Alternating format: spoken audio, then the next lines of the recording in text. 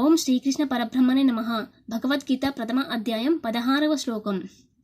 అనంత విజయం రాజా కుంతీపుత్రో యుధిష్ఠిరః నకుల సహదేవశ్చ సుఘోషమణి పుష్పకౌ కాశ్యశ్చ పరమేశ్వాసః శిఖండి చ మహారథః దృష్టద్యుమ్నో విరాటశ్చ సాత్యకిశ్చ పరాజితః ద్రుపదో ద్రౌపదేయాశ్చ సర్వశ పృథివీపతే సౌభద్రశ్చ మహాబాహుః శంఖాన్ దదుము పృథక్ పృథక్.